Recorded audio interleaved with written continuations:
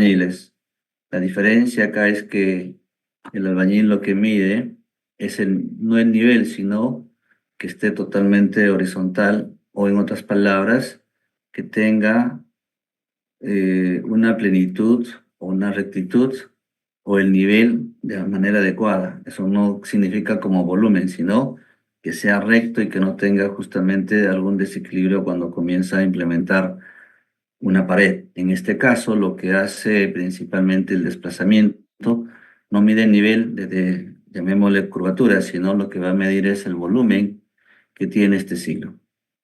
¿De acuerdo? Si el silo es de esta manera, el líquido se encuentra en la parte interior, entonces lo que va a hacer el instrumento es simplemente hacer el desplazamiento de esta pluma y al insertarse dentro del depósito, lo que me va a determinar es que una vez que toca el elemento, el líquido que se encuentra internamente, los va a determinar cuál es el volumen o la altura que tiene principalmente este silo.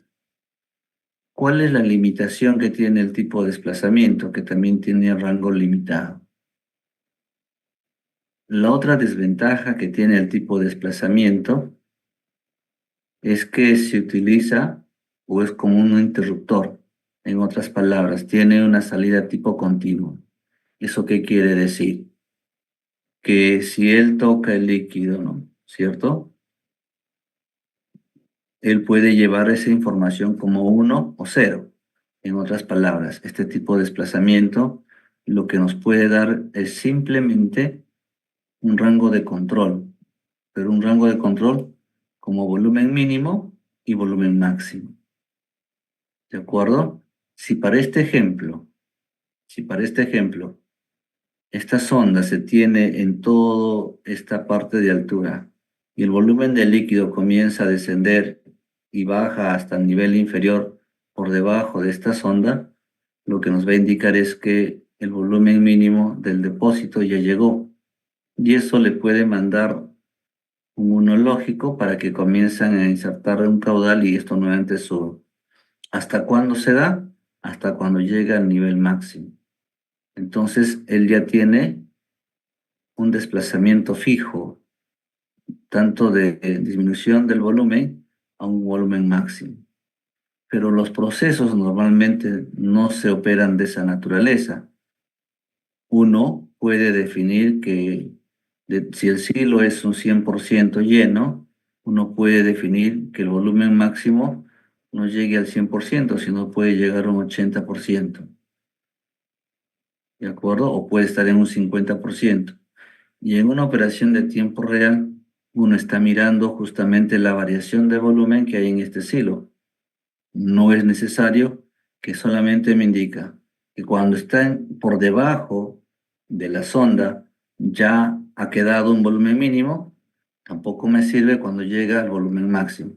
¿Eso qué significa? Que hay una información simplemente de unos y ceros. Esa es una de las desventajas que tiene este tipo de desplazamiento.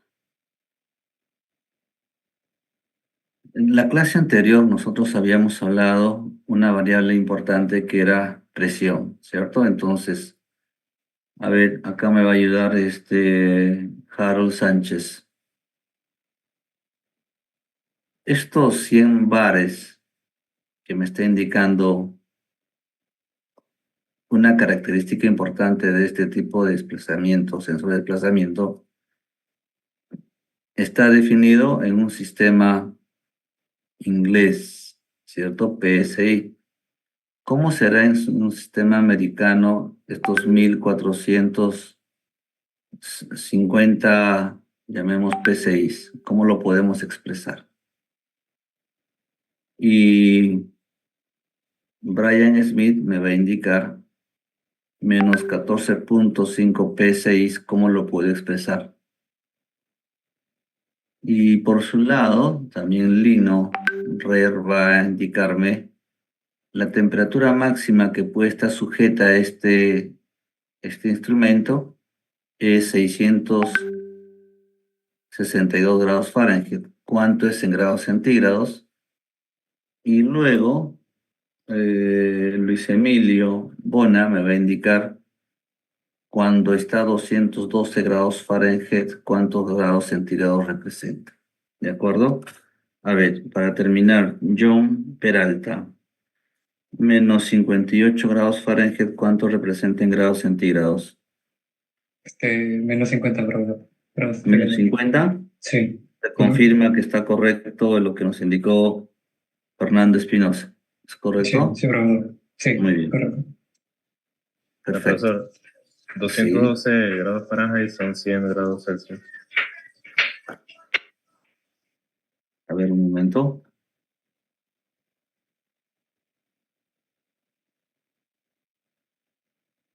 A ver, ahora sí le escucho. ¿Quién está hablando? Bueno, de los 212 Fahrenheit serían 100 grados Celsius. Correcto.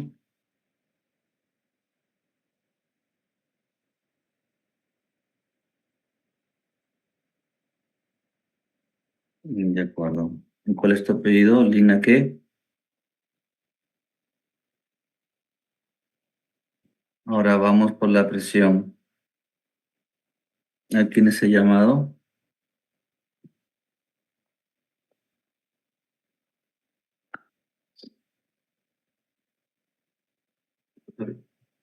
Jairo Sánchez, ¿me escucha? A ver, ¿le escuchó? Ok, he averiguado que un PSI es 6.894.76 pascales. Entonces, la cantidad de Pascales. PSI, Ahora el pascal lo podemos llevar ¿a qué? A newton metro, ¿cierto? claro, también. Newton metro un cuadrado. O también le podemos llevar ¿a qué unidades? A libras. ¿Por qué? Si es metro, puedes llevarle pues a pulgadas, ¿cierto? Entonces, eso también tienen que tenerlo bien presente en el tema de los exámenes, ¿ah? O sea, van a haber cambio de unidades que tienen que tenerlo bien claro en el momento de hacer la solución del problema. Gracias, Harold. ¿Cuál es la respuesta que tiene? ¿A quién más llamé? ¿Alguien más lo llamé?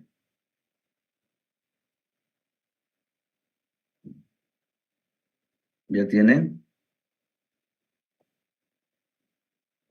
¿A quién le pedí que me ponga menos 15.5 PSI? ¿Fue Michelle Jordan? No, no, profesor. A mí no me pidió. Entonces, a ver, Diego Arias, ¿cuánto es?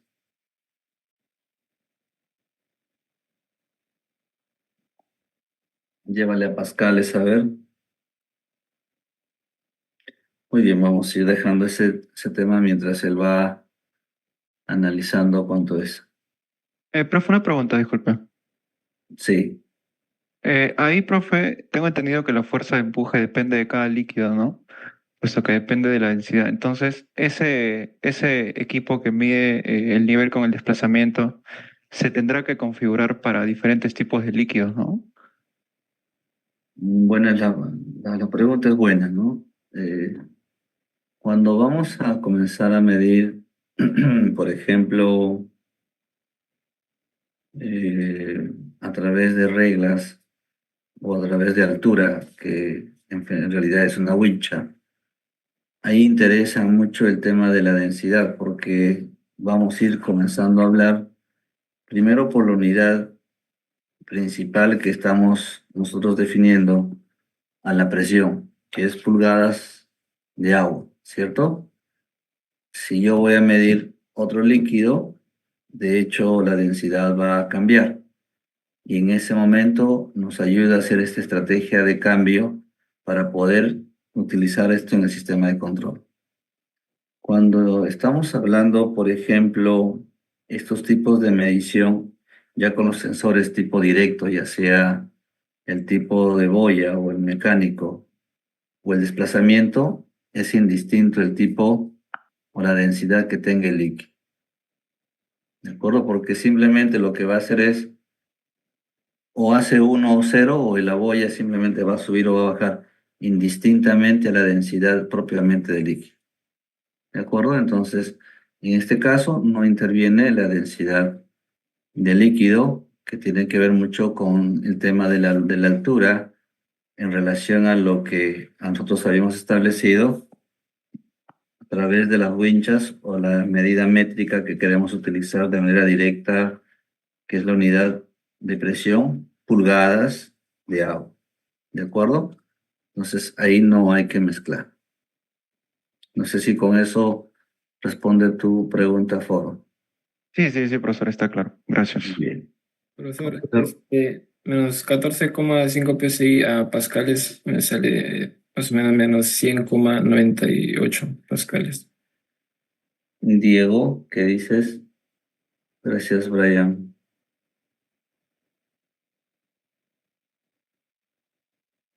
Bueno, de menos 14,5 PSI,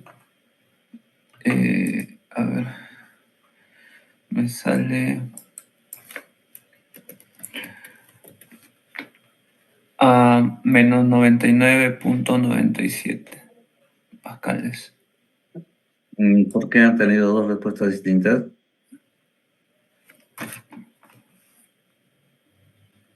A ver, Revisen, por favor, mientras nosotros continuamos con la presentación.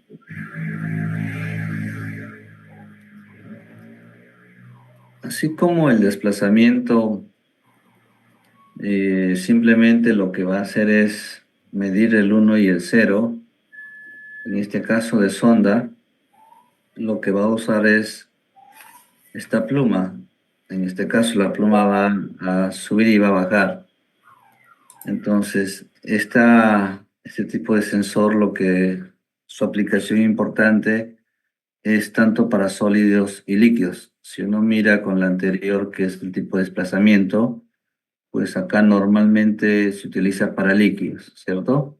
Porque uno define el tipo de desplazamiento, define el mínimo y el máximo. Entonces, lo que nos dice en el tipo sonda es que esta pluma, a diferencia que el otro es algo estático, esto se desplaza en función a la cantidad de agua que uno va a medir. Este tipo de sondas normalmente se utiliza, por ejemplo, si vamos en aplicaciones de líquidos, donde uno quiere estimar el caudal de un río. ¿De acuerdo? Entonces, cuando uno comienza a estimar el caudal de un río, es bien complejo, ¿no? Porque va a haber el caudal es metros por segundo, ¿no? ¿Cierto? Sin embargo, esto podría haber técnicas de manera indirecta, pero una técnica que normalmente utilizan las estaciones meteorológicas donde tienen cuencas para poder producir energía eléctrica, lo que tienen son sondas. ¿Qué es lo que hacen? Hacen de tal manera que forman un cilindro, como por ejemplo este depósito de agua, se introduce en el mismo río, lo que normalmente hace el río cuando hay un caudal mayor, entonces este volumen se va almacenando. A medida que el volumen se va almacenando, la sonda también va detectando el líquido en el punto donde se encuentra. Entonces, a diferencia de este desplazamiento que solamente trabaja como un tipo interruptor o información es continua, uno y cero, el otro no. Está tomando la información de carácter continuo en todo momento. De acuerdo, cuando hablo continuo o analógico, si quieres llamarlo, está tomando si está este depósito a un 50%, un 80%. Entonces, cuando hablamos de la sonda, es lo que tiene principalmente esta aplicación. Sin embargo, el tema de las longitudes son muy importantes. Por ejemplo, ¿no? Nosotros cuando, por cultura general, la central, llamémosle de mayor tamaño y de mayor capacidad en Perú es pues la central de Mantaro, ¿cierto? cuya potencia de generación más o menos son de 600 megavatios en la primera etapa. El caudal que viaja por el río Mantaro puede estar desde 60 metros por segundo y tranquilamente puede llegar hasta 500. Eso que nos indica que finalmente el volumen a través de la cuenca también se incrementa. ¿De acuerdo? ¿Me dan un minuto, por favor? Tengo una llamada.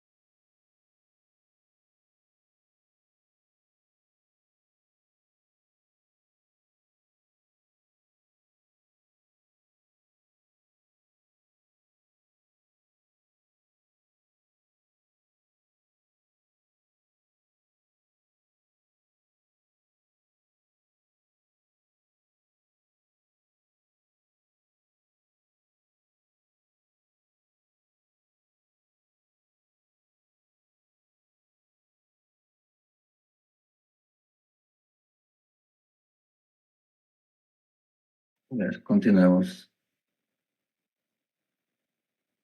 Entonces, lo que tiene algo bien interesante este tipo sonda, y al ejemplo que yo les ponía, normalmente cuando hay un caudal que se incrementa, lo que de manera indirecta uno puede determinar, la cuenca tiene un área determinada, no es que finalmente esta cuenca se va a ir incrementando o se va a ampliar en área, ¿no? La cuenca siempre va a tener un área determinada. Entonces, si yo comienzo a medir la altura, lo cual de manera indirecta estoy midiéndote en el volumen, entonces de manera indirecta el volumen de un punto hacia otro punto, teniendo dos volúmenes distintos, uno puede comenzar a determinar caudal.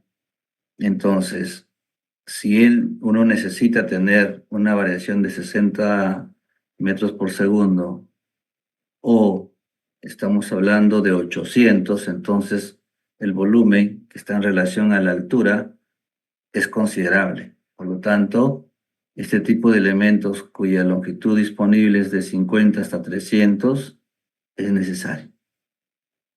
Entonces, hay casos donde para este ejemplo importante que es medición de caudal, sí necesitamos utilizar el tipo sonda que en comparación, por ejemplo, los manómetros diferenciales. Entonces, su aplicación importante del sonda es cuando tú tienes que medir el caudal que tienes sobre un río. Ahora, en caso de sólidos también es importante. ¿Por qué? Cuando nosotros vamos a medir la presión hidrostática conlleva principalmente a una diferencial de presiones, pero presiones en un estado líquido o en un estado gaseoso. Pero en una condición sólida es imposible que tengamos una diferencia de presión. O lo haces a través de peso, que también lo haces en función al volumen o al área, o lo haces a través de la sonda. ¿En qué casos, por ejemplo, se aplica la sonda en aspectos o elementos sólidos? Los minerales. En la primera etapa de un proceso de explotación de mineral, lo que sale son rocas, ¿no? De gran tamaño. Esas rocas tienen que pasar por una etapa de reducir el diámetro de la roca a algo donde finalmente lo van a tener que llevar a como polvo o harina.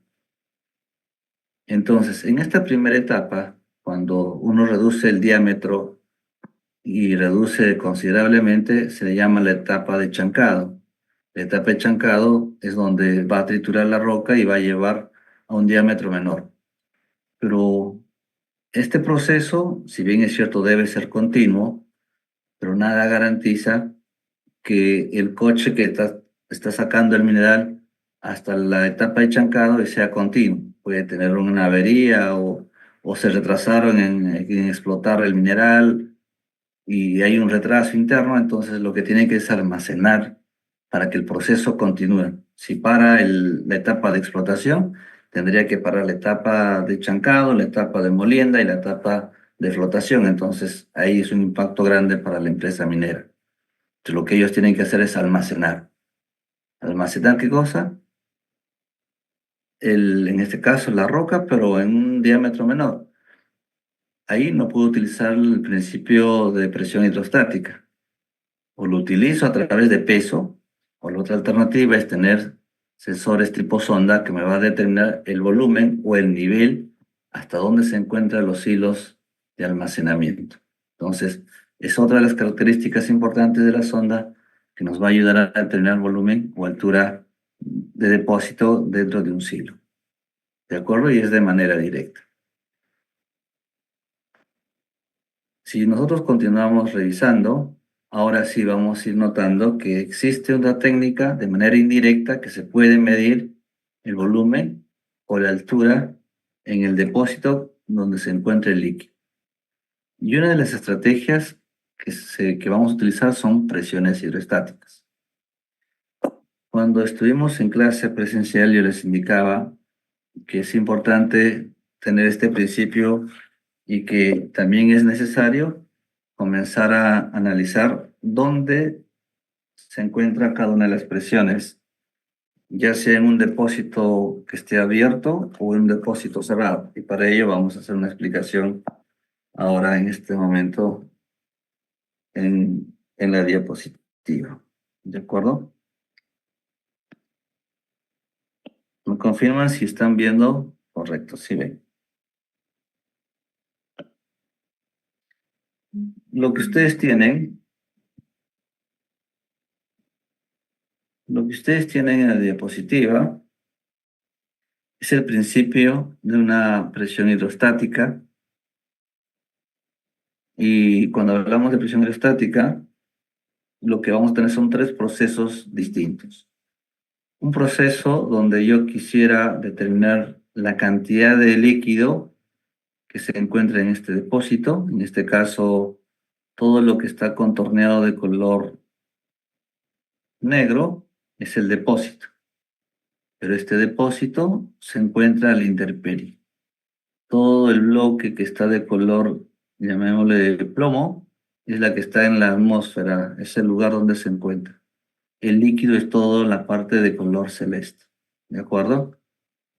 Entonces, si nosotros tenemos este proceso que es a la intemperie, lo mínimo que uno puede identificar es que existen presiones distintas, ¿de acuerdo? Por ejemplo, en este punto, donde yo pongo P1, hay una presión, ¿de acuerdo? John Kenny, ¿cuál es la presión o a qué es igual la presión 1?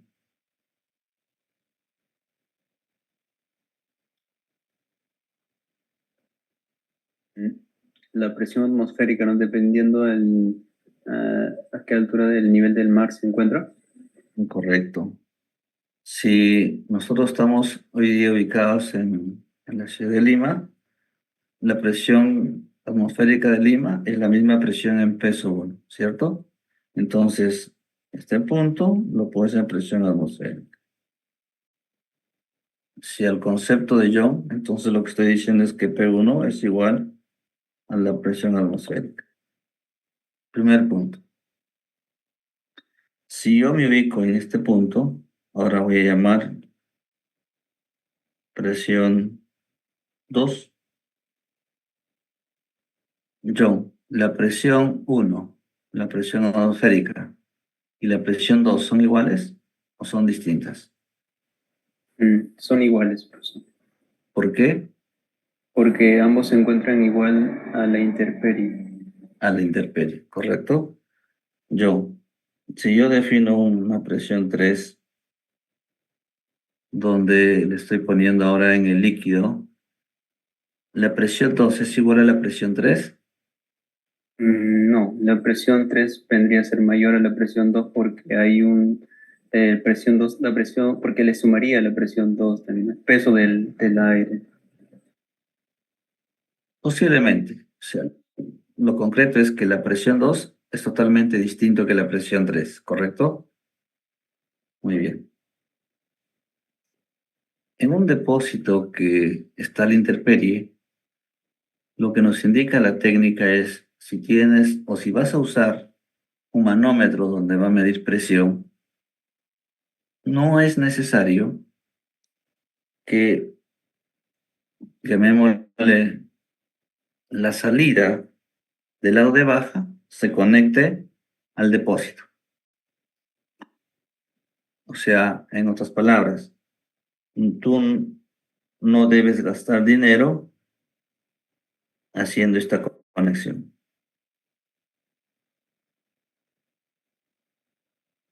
¿Por qué, John?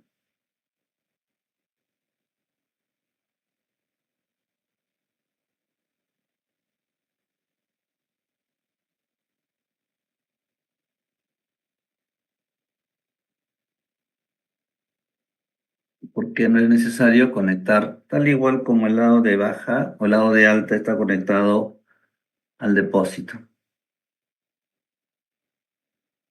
La respuesta, yo, es porque la presión en este punto, si yo le llamo P4, la presión P4 es igual que la presión P1, es igual a la presión P2, es igual a la presión atmosférica. Sí, Sí, entonces si es igual, yo no tendría que estar innecesariamente encareciendo el proyecto, sabiendo que la presión 4 que está tomando el manómetro sin la necesidad de conectar al depósito, ya tiene esa variable, ¿cierto? sí. ¿Hasta ahí hay alguna pregunta? Entonces, si eso es lo que físicamente está conectado en el proceso, lo que dice la teoría es que la presión diferencial es igual a la presión en el lado de alta o la presión en el lado de baja, ¿cierto? Entonces, si tenemos esa diferencia, lo que me está diciendo es que la presión en el lado de baja aquí es igual, y a la presión del lado de alta aquí es igual. A ver, John, ¿a qué sería igual? La presión de baja sería P2 y la presión de alta sería P3. Sería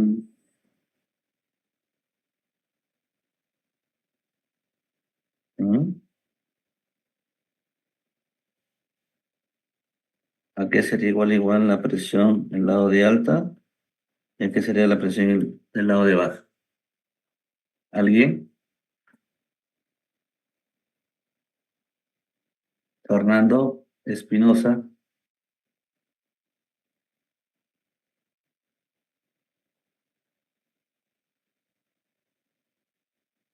En el de baja sería la presión atmosférica. El de baja, el de baja es la presión atmosférica. O sea, es el P sub 2, ¿cierto? Sí. Ya. ¿Y qué sería igual la presión del lado de alta? Profesor, tendríamos que tomar como nivel de referencia ahí abajo, en el lado de alta, ¿no? O sea, en ese cubito que usted puso. Y viendo desde ahí, pues hay una altura de H2 más H3, que es toda esa columna de la que está apareciendo la presión. Es la otra forma de hacerlo, ¿no? Pero, claro, lo que dice Harold es, nosotros habíamos de algún otro modo analizado de esta naturaleza, ¿no? ¿Qué pasa si yo le pongo una regla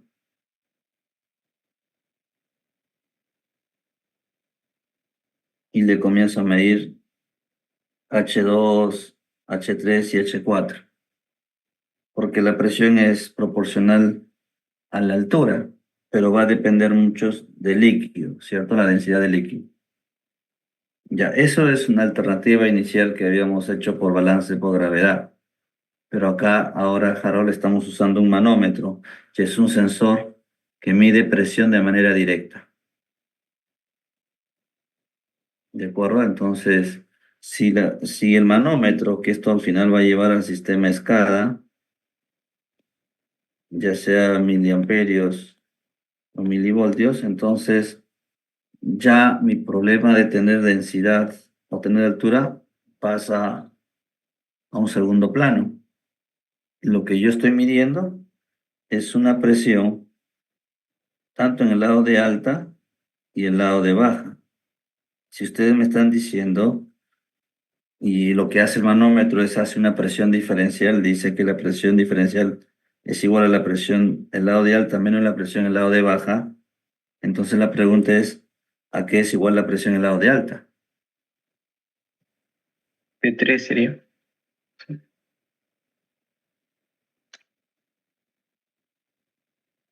Sería, solamente sería P3. Ojo que hemos dicho nosotros, a ver, si nosotros nos ubicamos acá con una personita pequeña, ¿qué pasaría? Hay dos presiones, ¿cierto? Es lo que está llegando todo a la parte inferior, ¿sí? ¿Y qué es lo que llega a la parte inferior? Disculpa que miro una pantalla porque estoy trabajando con dos pantallas, uno con la presentación y otro lo estoy mirando a ustedes. Entonces, a ver, si yo me pongo en este punto, soy ahora un microorganismo, ¿qué presión estoy recibiendo? ¿No será la presión 3 más la presión 2? ¿Es correcto eso? John Peralta, ¿qué opinas? Sí, profesor. Solamente creo que los compañeros pensaban que P3 incluía a P2. Perdón, no le pude copiar bien. Sí, es correcto. Solamente creo que los compañeros pensaban que P3 ya incluía P2, ¿no? Ah, no, no es así, ¿no? Porque finalmente, si yo me pongo en un punto inferior, y soy una persona pequeña, entonces lo que voy a soportar como parte de la fuerza es la presión atmosférica más la presión de este líquido, ¿cierto? Entonces, teniendo este punto, lo que sale finalmente es que el manómetro va a ser igual a la presión diferencial, esto es igual a la presión 3 más la presión 2 menos la presión 2.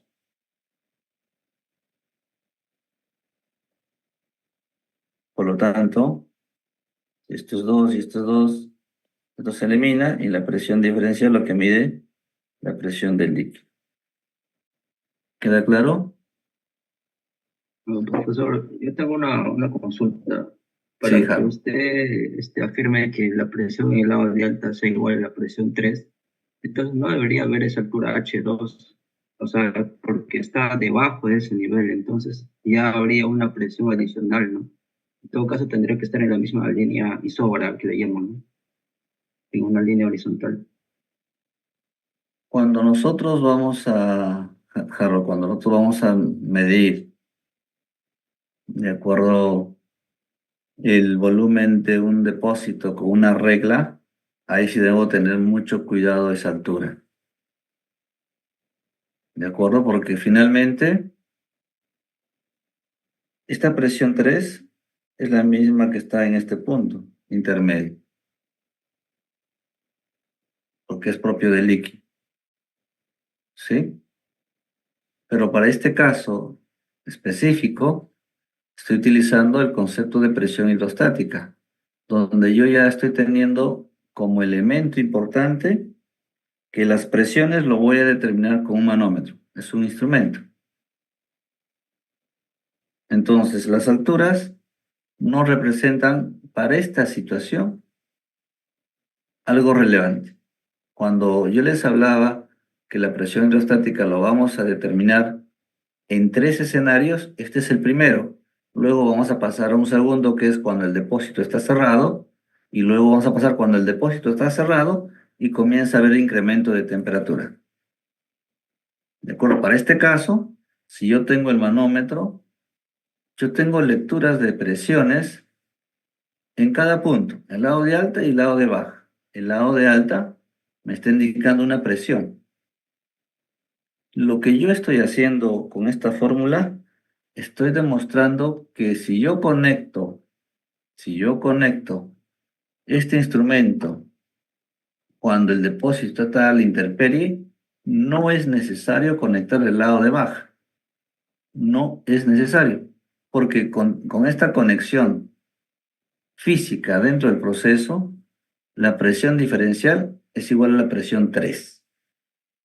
Es lo que está concluyendo. ¿De acuerdo? En otras palabras, si yo borro todo lo que he escrito en esta diapositiva y le dejo conectado el manómetro en este proceso, la pregunta sería, ¿me va a garantizar en medir la presión de ese volumen de agua con esta conexión? La respuesta es sí.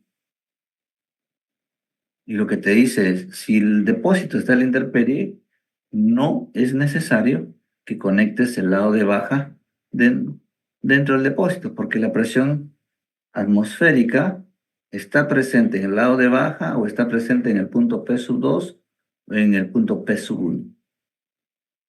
¿De acuerdo? Para este caso específico, el tema de la altura no tiene relevancia. Si yo quisiera medir, me olvido del manómetro, ¿de acuerdo? Me olvido del manómetro. Y quiero medir ahora principalmente el volumen de agua que se encuentra en el depósito. Ahora sí tengo que tener cuidado. ¿Dónde voy a colocar la regleta? Y la regleta lo tengo que colocar desde el punto inicial donde inicia la base. Si el líquido es agua y la regleta está en pulgadas, entonces cada altura, por ejemplo, si esto es 80 pulgadas, a este punto es el punto intermedio y esto es 0, me estará diciendo que esto equivale a 40 pulgadas de agua. Y ese 40 pulgadas de agua es unidad de presión. Eso considerando que la densidad es igual a 1. Que es totalmente distinto de utilizar un manómetro donde a él es irrelevante la densidad del líquido que quiere medir. ¿De acuerdo? No confundamos, las dos son cosas o aplicaciones distintas. Uno es cuando uno mide con las reglas y otro es cuando uno utiliza un manómetro que ya te está midiendo presión. Si ya te mide la presión, de manera directa te está midiendo la altura. ¿De acuerdo? Muy bien. Veamos ahora, Profesor, una pregunta. sí, Entonces, la presión que mide el manómetro en la parte de alta es distinto de la altura del líquido. correcto. ¿Por qué? Supongamos que el líquido comienza a subir hasta este nivel. Entonces la presión naturalmente te va a subir, ¿cierto? Y el manómetro le va a registrar.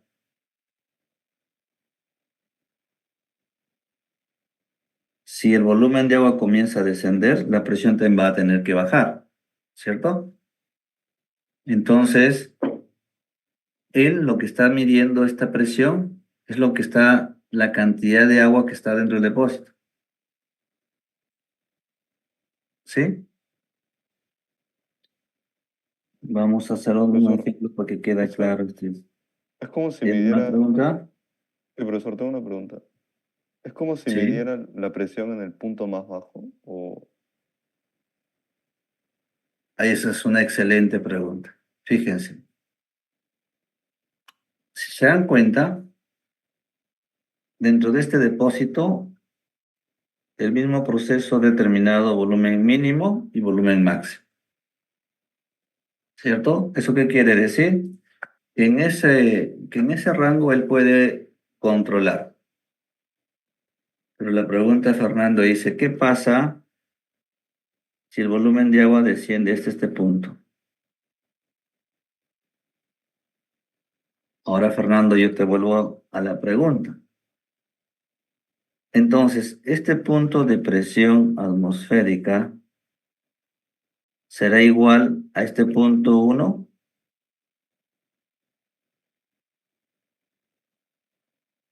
considerando, Fernando, que el volumen de agua está acá.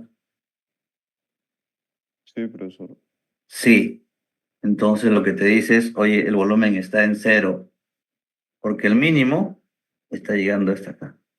Pero normalmente cuando uno va a controlar depósitos de líquido, tiene que tener un volumen muerto, ¿no? Porque normalmente siempre las partículas que van a tener los líquidos, por suciedad o por elementos químicos, hace que se sedimenta y este volumen muerto comienza a incrementarse. Entonces, para este caso, lo que han definido es que el mínimo valor del volumen de agua debe llegar a 0 y el máximo debe llegar a 100. Y al caso que te puse, si el volumen de agua está por debajo de esta conexión, lo que va a medir es presión principalmente atmosférica. ¿Sí? Muy buena la observación. ¿Algo adicional? Muy bien, continuamos.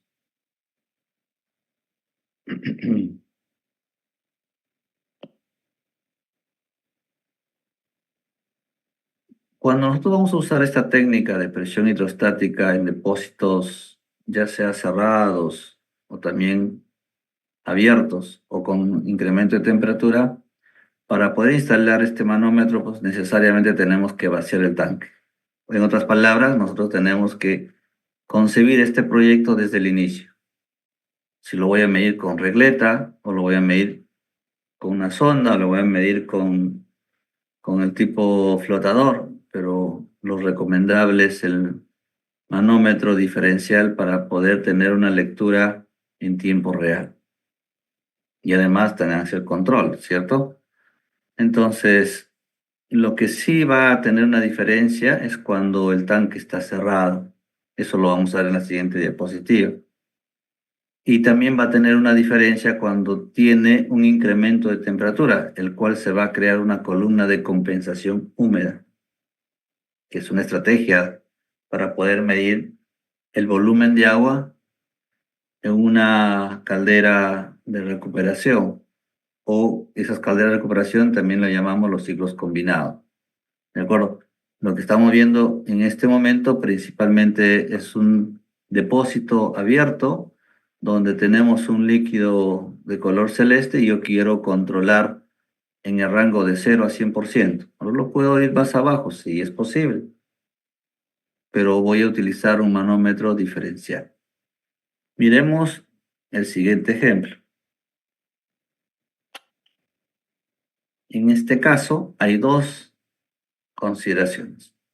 Uno, en la figura donde estoy mostrando con el puntero, es un depósito cerrado y el otro también es un depósito cerrado, pero la diferencia entre el izquierdo y la parte derecha es que en la parte derecha se está comenzando a tener incremento de temperatura dentro del proceso. Primero veamos esta primera parte donde no hay temperatura, incremento de temperatura, cómo se va a comportar el proceso. Entonces, a continuación sería lo siguiente. Si está cerrado, el depósito tiene una razón importante. ¿Cuál es la razón importante? Si yo defino un punto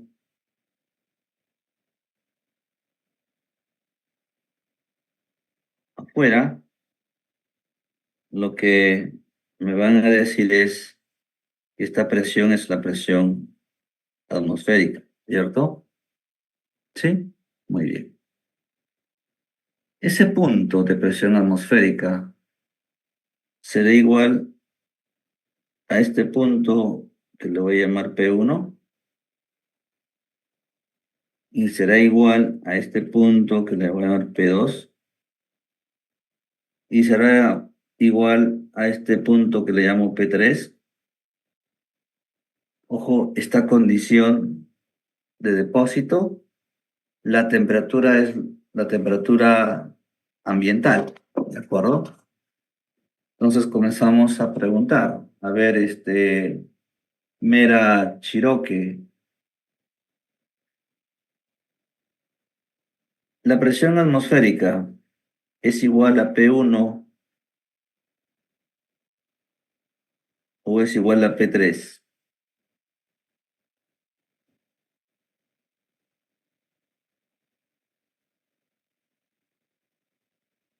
¿Qué dices?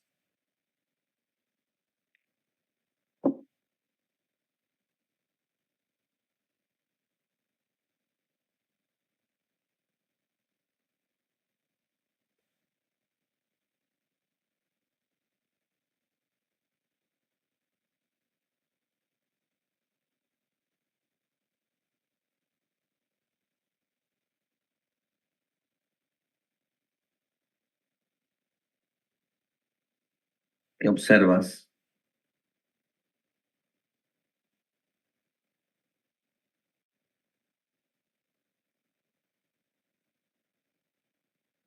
¿Alguien? César Wilca, Sí, profesor. ¿Puede repetirme de nuevo la pregunta, profesor? por favor, atentos que yo no vuelvo a repetir, ¿de acuerdo? Ese es el gran problema cuando hay clases virtuales y eso ha habido el gran problema que también han tenido en mi curso cuando han tenido que llevar de manera paralela dos cursos simultáneos. Lamentablemente muchas veces yo no repito o no es que me hago entender bien cuando les hago la pregunta. Todos tenemos que tener escucha activa, ¿de acuerdo? Por favor. Por ser primera vez que estamos llevando virtual con ustedes, voy a volver a repetir la pregunta, César Wilca. ¿La presión 1 es igual a la presión atmosférica? ¿Es igual a la presión P2? ¿O es igual P1 igual a P3? Es igual a P1 y P3, profesor. ¿Perdón? Es igual, el P1 es igual a P3. ¿Y será igual a presión atmosférica? No, ¿Por qué?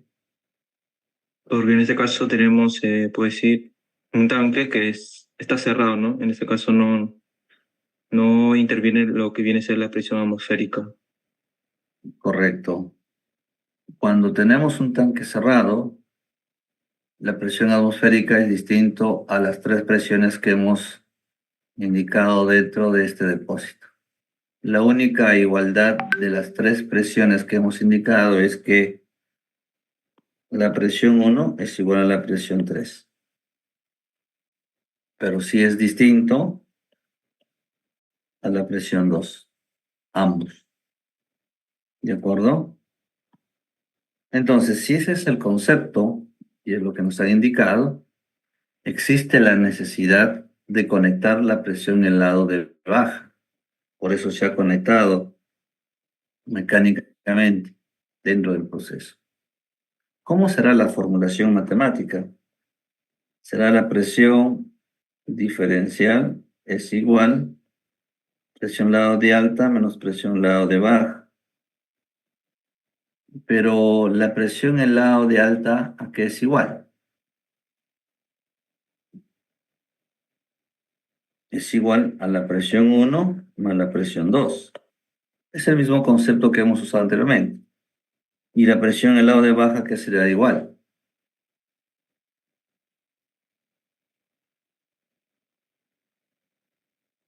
A P1, profesor. A P, P1.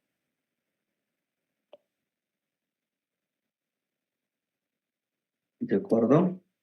Entonces, resolviendo este problema, la presión diferencial que es igual a la presión 2. Y si observamos, es la misma que teníamos en un depósito abierto. ¿De acuerdo? Es lo mismo que tenemos en el depósito abierto. Con la única diferencia es que en el depósito abierto no era necesario utilizar esta conexión. Sin embargo, para un depósito cerrado, sí es necesario utilizar, porque lo ha definido de esa manera César Wilca, que en efecto la presión externa o atmosférica es totalmente distinta dentro de un depósito. ¿Hasta ahí alguna pregunta? Una pregunta, profe. Ahí ese H2 que está resaltado en verde oscuro, ¿qué significa, profe? ¿Por qué no está así, en blanco como la columna que va hacia la parte de baja? Ahora lo vamos a ver esa parte, ¿de acuerdo? Ok, ok, profesor. Vamos a ir ahora a analizar la otra figura, o sea, lo que está preguntando Ford. Esto si le vemos figura 1, esto es figura 2. Lo que hemos analizado en este momento es la figura 1. Ahora vamos a analizar la figura número 2, ¿de acuerdo? Muy bien, si todos se han entendido, entonces vayamos para la figura número 1. Lo vamos a borrar. Entonces, cuando hablamos que esto es una figura número 2, la diferencia entre la figura número 1 es que acá va a haber fuego. Y si hay fuego, ¿qué es lo que va a pasar con el líquido? Se va a transformar, ¿cierto? ¿A qué se transforma? ¿No? Vapor. Gas. A gas, a vapor, ¿cierto? Entonces acá ya hay un incremento de temperatura, por lo tanto acá va a viajar,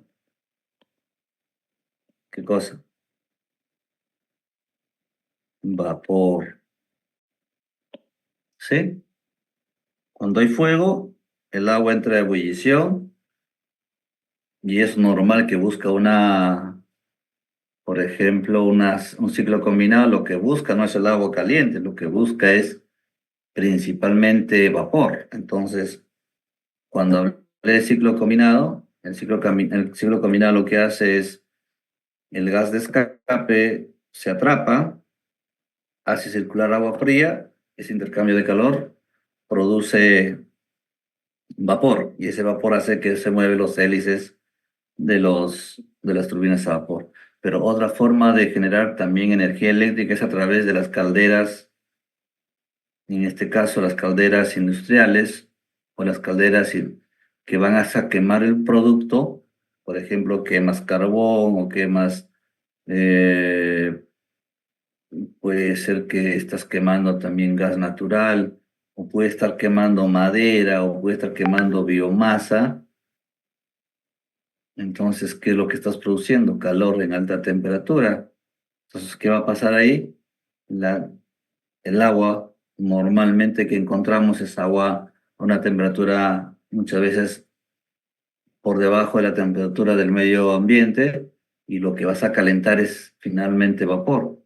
Y ese vapor lo vas a conectar a la turbina a vapor, entonces estás produciendo energía eléctrica. Entonces, siempre vamos a tener que nosotros controlar los domos que le llaman, o las calderas industriales, donde hay un efecto de temperatura, y este es el caso. Si hay fuego, se incrementa la temperatura del líquido celeste, lo que va a pasar en la parte superior es vapor, ¿cierto? Entonces yo le podría poner una presión de vapor, ¿sí? Y también le puedo decir que acá existe una presión de líquido, de agua. Que normalmente en las calderas lo que pasa es líquido de agua, ¿no? Pero ¿qué ocurre? Este vapor va a viajar. Y a su pregunta de Forrest, ¿por qué esto está de color un poco verde? Ojo que el proceso de la caldera o el domo de una caldera termina acá. Y toda esta conexión es propiamente lo que necesita el manómetro. El manómetro lo que tiene finalmente es, en este punto, ¿qué cosa? ¿Vapor o qué? Acá hay una temperatura. Para ebullir el agua, uno necesita tener más de 100 grados. ¿Esta tubería está a 100 grados? Posiblemente sí o no. Pero lo normal es que acá hay flujo de temperatura ambiental. ¿Y qué ocurre cuando tú tienes el líquido de manera gaseosa? Se condensa, correcto. Al condensarse, ¿qué es lo que va a pasar? Se forma líquido o se forma agua. Entonces acá hay una presión.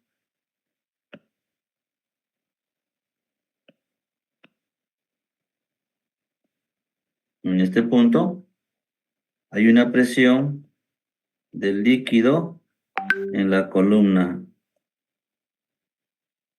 ¿De qué? De agua. ¿De acuerdo? Entonces tenemos tres presiones. Una presión que está en este punto, que se llama presión del líquido de agua. Es lo que vas a comenzar a hervir. Luego tienes la presión del vapor, porque efectos de ebullición del agua se comienza a transformar. Y tercero, tú tienes un líquido de la columna de agua, porque el vapor ha viajado por esta conexión y se ha condensado porque ha cambiado la temperatura, se ha reducido y se ha condensado agua. ¿De acuerdo? Entonces, ¿cómo sería la formulación matemática? Sería la presión diferencial es igual a la presión en lado de alta menos presión en lado de baja. Pero vamos ahora a definir la presión en el lado de alta, ¿a qué será igual? A ver, Alex Romero. Yo levanté mi mano porque quería preguntarle algo, ¿verdad? Usando este principio, creo que también se da el funcionamiento en las refrigeradoras, ¿no? Entonces, ¿cómo es que se enfría en sí? O sea, si la verdad es que ahí dentro tiene un fluido que se calienta, entonces, o sea, es tan rápido la conversión en vapor y el enfriado que termina enfriando. ¿Cómo es eso? No tengo esta duda. No sé si usted me pueda. Ya eso lo respondo luego, que además tiende a una pregunta de termodinámica. Ahorita lo vamos a terminar de analizar este caso y nos quedamos conversando el fenómeno físico que se produce en el tema de la refrigeradora. Entonces, Alex, por favor, centremos esta solución de este caso. La pregunta es, en este punto, donde está la presión helado de alta, ¿a qué será igual? Ya lo hemos visto en las dos diapositivas anteriores, ¿no? Y si uno pone un punto de referencia acá o una moneda, lo que tienes acá es un área y lo que ejerce una fuerza es tanto del líquido como la del vapor. Entonces la presión en el lado de alta va a ser igual a la presión del líquido de agua más la presión del vapor. ¿Cierto? ¿Y a qué será igual la presión en lado de baja? A ver, John Peralta, ¿a qué será igual?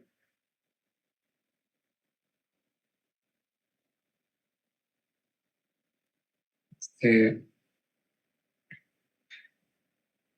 podría ser la presión del vapor más la presión de ese líquido. Correcto. La presión del líquido de la columna de agua, ¿cierto? Entonces, teniendo esos dos, yo hago esta diferencia, ¿no? Entonces, ¿cómo quedaría la fórmula final? Que la presión diferencial, ¿a qué sería igual? A la presión del líquido del agua menos la presión del líquido de la columna de agua. Eso sería la fórmula. Lo voy a ir borrando un poco para poderle poner con mayor, con mayor orden. Voy a borrar un poco esta parte.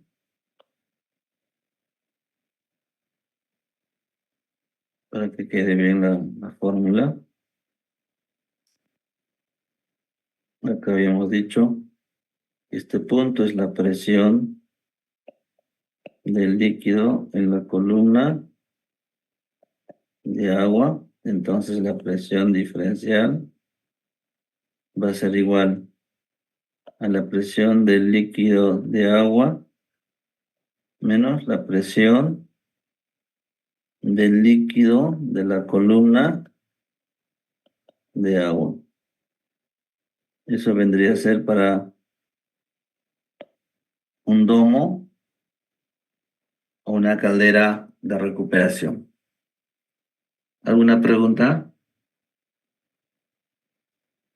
Profesor, y ya viendo los tres tipos de calderas, o sea, ¿qué aplicación tendría cada una de ellas? Por ejemplo, la caldera, la número 3 de la figura 2, esa, la de la derecha.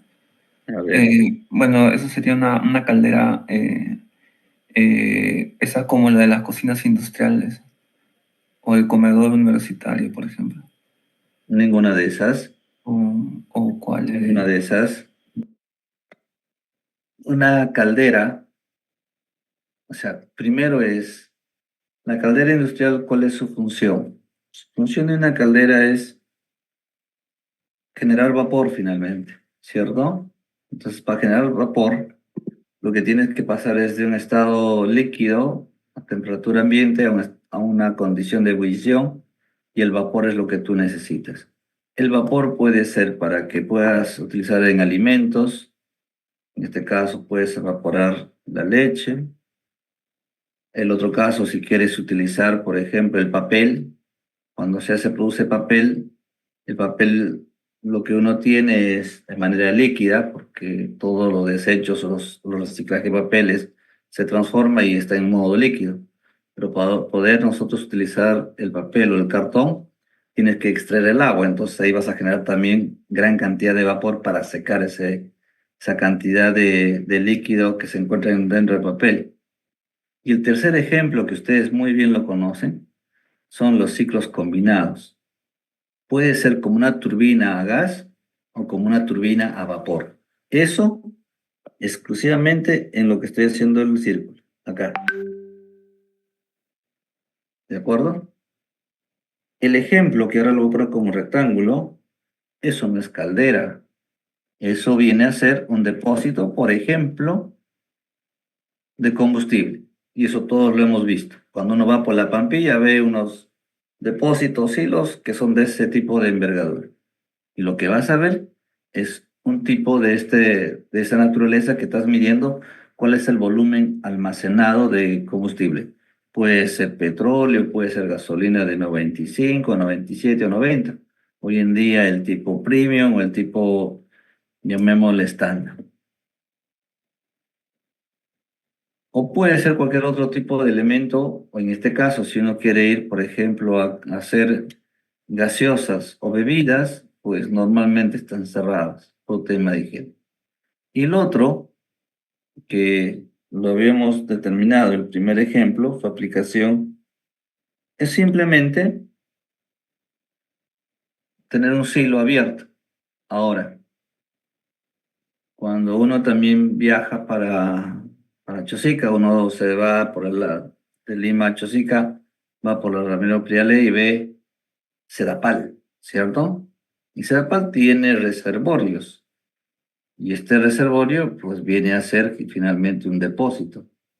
Su gran trabajo que ellos tienen es eliminar todo lo que son principalmente microorganismos o desechos que van viniendo a través del río Rímac.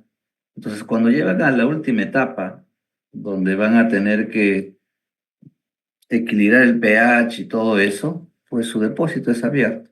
Y su gran problema es determinar cuál es el nivel o controlar un volumen óptimo para poder llevar una cantidad de insumos y finalmente salga el producto para poder beber y tener el agua en toda la ciudad.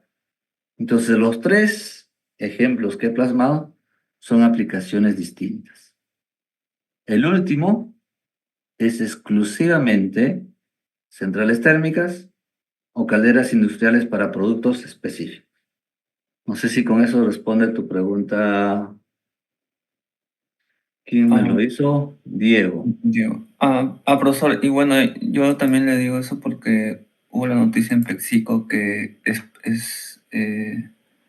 una caldera explotó debido a la alta presión. Entonces, los técnicos se encargaban de como de soldar el cuerpo de la caldera, cosa que no lograron hacerlo de acuerdo a las presiones del caldero y bueno, y por eso sucedió esa explosión.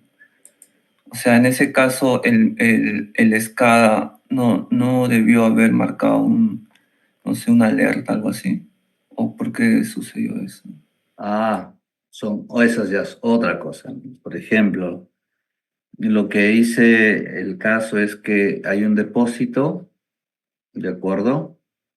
Y dentro de este depósito puede tener pues cualquier tipo de insumo dentro y hay una persona que comienza a soldar, poner este tema, ¿no? Entonces, si internamente lo que tú tenías, por ejemplo, es gas o es, en este caso, gasolina, solamente vamos a hacer para el caso de este depósito donde no hay temperatura, obviamente que internamente hay una presión. Si tú le vas a agregar otra presión, la capacidad del depósito tiene una capacidad mínima y una capacidad máxima. En la mínima no hay problema porque finalmente cae y no pasa nada con el elemento. Pero si uno comienza, por ejemplo, a incrementarle más la presión, llega a su capacidad máxima y esto explota, ¿no? Esto es natural. Ese ejemplo lo van a ver con los balones de gas. Al balón de gas, si tú le agregas más cantidad de presión, él tiene una capacidad máxima de soporte. Más de eso, comienza a explotar y es natural que ocurra. Si tú a este elemento que es inflamable le pones una chispa y adentro internamente hay todavía residuos combustibles, esto va a explotar. Lo que yo les estoy diciendo es, y si le pongo fuego no es porque lo estoy calentando de esa naturaleza, sino que el llamado domo o desairador que le llaman en las calderas industriales está hirviendo el agua y ese vapor es la que estamos utilizando para el proceso o para los ciclos combinados. ¿De acuerdo? Y lo que estamos controlando principalmente es el nivel del agua que estamos dentro de este domo. Imagínate tú, si tú estás calentando con alta temperatura, el agua comienza a descender y se va al mínimo, pues de hecho va a explotar esta condición. Y eso hay que tener mucho cuidado. Por eso que los niveles de control para este tipo de depósitos lo tienen bastante acotado, de cero, que ni siquiera llega al punto de abajo, porque cuando comienza a descender, lo que va a hacer es explotar la caldera. Entonces, por eso tienen niveles muy acotados en las temas de las calderas y que el monitoreo del volumen de agua es sumamente importante en una caldera de recuperación o una caldera industrial, donde su producto final es vapor. De ahí hay que tener mucho cuidado. En depósitos que son simplemente cerrados, Lo que debemos tener cuidado es su presión. No es el volumen, sino la presión que le vas a ejercer, o soldando, o también por el caso que normalmente ocurre, ¿no? Así como lo que ha ocurrido con el tema del siniestro allá en Villa El Salvador.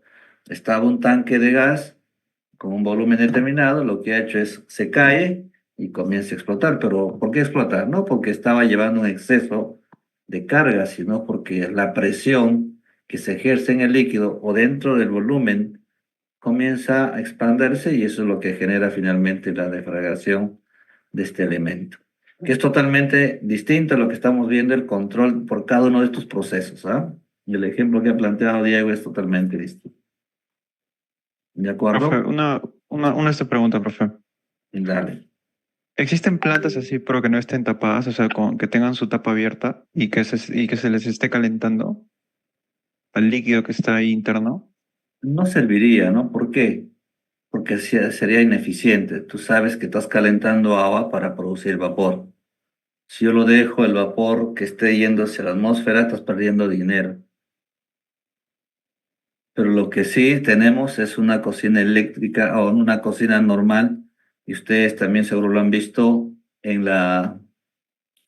cuando la mamá está haciendo arroz, utiliza la olla a presión, ¿cierto? Y la olla a presión Sí, sí. está comprimido totalmente, pero tiene un desfogue del vapor, que es otro fin, ¿de acuerdo? Pero lo que sí ocurre es que cuando tú tienes una turbina a vapor y cuyo insumo principal es el vapor, porque estás quemando, llámese carbón o combustible residual, entonces la turbina puede fallar por un problema externo. Entonces, ¿qué pasa con el volumen de vapor? Se va almacenando. Entonces, la presión en el domo va a ir creciendo y creciendo. La única manera de que no explote es que comienzas a fugar el gas, o no el gas, sino el vapor a la atmósfera. Estás perdiendo dinero, pero es la única manera de seguridad para evitar que esto explote finalmente. ¿De acuerdo? Ah, claro. Sí, profesor, está bien. A eso le llaman, lo que se denomina es el diverte, ¿no? Apertura y va saliendo el gas de escape pues a la atmósfera, ¿no? Entonces, en los Profesor, ciclos combinados o turbinas a gas hay que tener mucho cuidado cuando estamos haciendo este control de las calderas de recuperación o los domos. Bien, creo que me pasé el tiempo. A ver qué más profesor, tenemos. una consulta. Ya nos quedamos ahí. Dime, dime. Yo sigo preguntándome en el gráfico anterior si esa columna de agua H2 no ejerce alguna presión que afecta el resultado de lo que te da el manómetro, ¿no? Porque si No. bien es cierto, la presión pues depende, ¿no? De la gravedad, la altura, la densidad. Y hay una columna de agua y entonces usted me dice que no es altura H2, como que no entiendo. ¿Por qué no afectaría? A ver, Harold, si estamos en este ejemplo,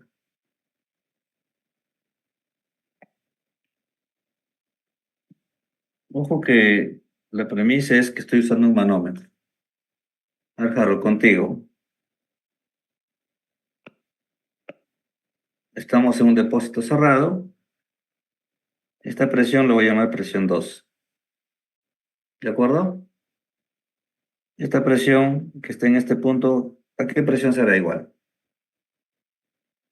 Sería igual a la presión 2 más la presión que está ejerciendo esa columna de agua, ¿no? Que ahí también, de Ojo, parte derecha. ojo, ojo, ojo, ojo. Que al haber puesto este color verde no significa que hay distinto componente, ¿ah? Esto es idéntico, ¿no?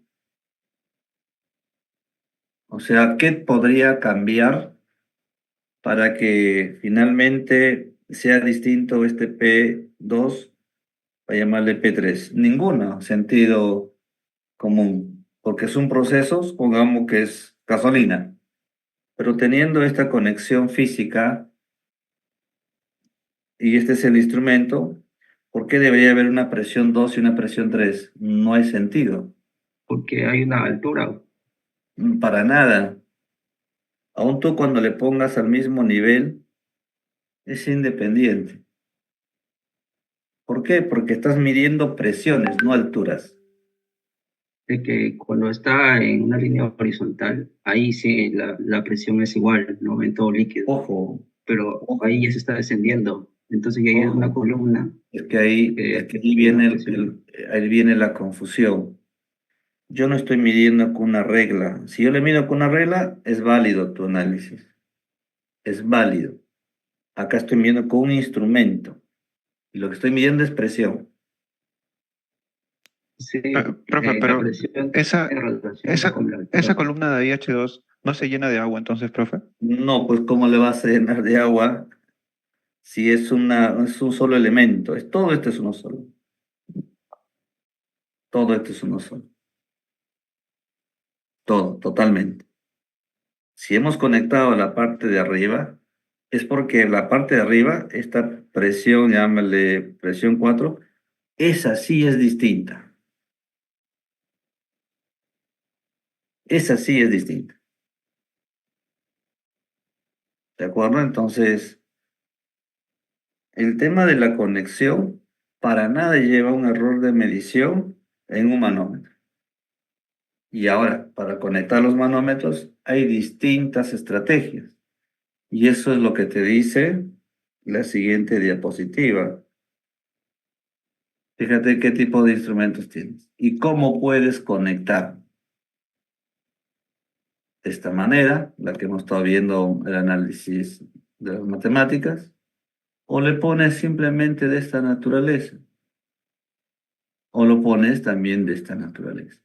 O sea, en otras palabras, su problema del manómetro diferencial no es la altura, sino es determinar la presión que ejerce el elemento que tú quieres medir. Que nada tiene que ver con el balance de gravedad. El balance por gravedad sí es necesario saber dónde voy a medir la altura o la referencia para poder hallar las alturas en función a la regleta. Acá no. Lo que tenemos que ver es qué es lo que te conviene más en el proceso. O simplemente tomas de esta naturaleza, o pones simplemente ya, llamémosle una llave importante donde posiblemente para este proceso es tan importante que no debe parar, entonces tiene ahí una llave importante, o si no le pones de esta naturaleza. O sea, eso no hace que finalmente el dónde está conectado va a tener esa diferencia, para nada, porque finalmente, para este ejemplo, el líquido que tienes de celeste es el mismo líquido que está en el verde. Es el mismo. O sea, no debería pasar nada. A no ser que en intermedio hay un proceso distinto, ¿no? Hay que estás variando temperatura y le has convertido de líquido a gaseoso, ahí puede ser distinto, que es el caso que hemos analizado, el que está en la parte derecha. Ahí sí, les dije al inicio, hay un incremento de temperatura, el volumen de agua se está transformando en vapor y ese vapor está viajando. Y la pregunta es, ¿esta presión P2 es igual a esta presión P3? La respuesta es no. ¿Y esta presión 3 es igual que la presión del vapor? Tampoco, no. ¿Por qué?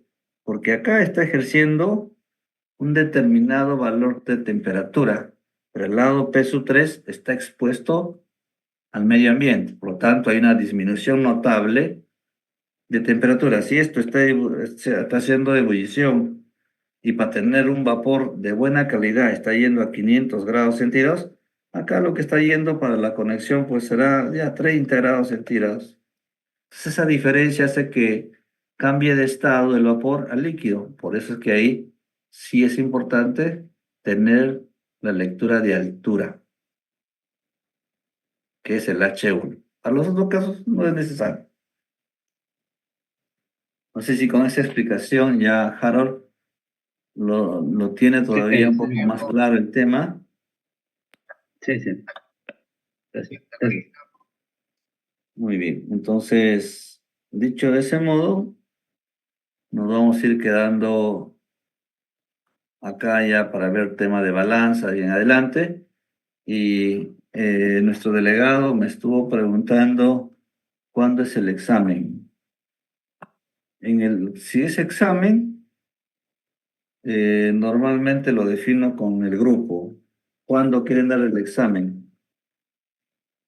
Y lo ponemos la fecha. El examen, yo lo sugiero tomar. A ver, me queda la siguiente clase que es el martes. ¿Qué semana estamos nosotros? En esta semana. 8, 7, ¿qué número es?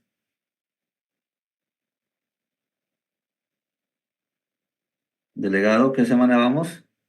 Esto como es de exámenes, se supone que sería 8. Semana 8. ¿Ah? ¿Qué supone? ¿O te refieres Semana a 8. que vamos en clase? ¿Perdón? No, no, perfecto. Semana 8. De acuerdo, si esta es la semana 8, entonces la siguiente semana es semana 9. La siguiente clase yo debo terminar esta diapositiva y una más que es de instrumentación, que es bastante sencilla. Ya estamos en la semana 9. Entonces, el martes no es posible tomar el examen. El jueves es una de las fechas tentativas. O es el próximo martes. O sea, estamos hablando semana 10. ¿Qué día desean dar el examen? ¿Jueves o el martes de la semana 10? Creo que es el martes de la semana 10. El martes de la semana 10 estrella. Oh, profesor, una consulta. Sí. ¿Y usted cree que se pueda dar el examen el martes?